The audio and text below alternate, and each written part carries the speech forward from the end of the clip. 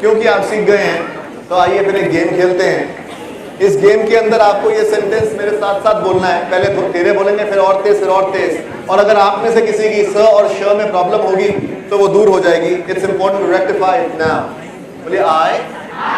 ये जो लाल में ये सारे स हैं और जो ये ब्लू में ये सारे श हैं। बोलिए आई सॉ सूजी sitting in a shoe shine shop.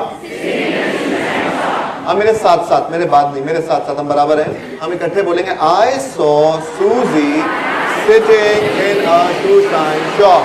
I saw Susie sitting in a shoe shine shop.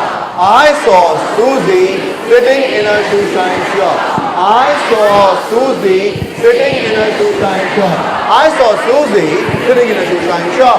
I saw Susie sitting in a shoe shine shop. I saw Susie sitting in a shoe shine shop. I saw Susie sitting in a shoe shine shop. I saw Susie sitting in a shoe shine shop. I saw Susie sitting in a shoe shine shop. I saw Susie sitting in a shoe shine shop. I saw Susie sitting in a shoe shine shop. Excellent, excellent। गाने की जरूरत, मैं पहले कह रहा था सचिकांत साहब को, अब बच्चे बहुत फॉरवर्ड हैं, इनको जरूरत नहीं है, इनका नहीं पिकनिक हो जाएगी इसलिए कर लिया। कराम है आपको बिल्कुल कुछ नहीं रहा। कुछ कराया सुबह से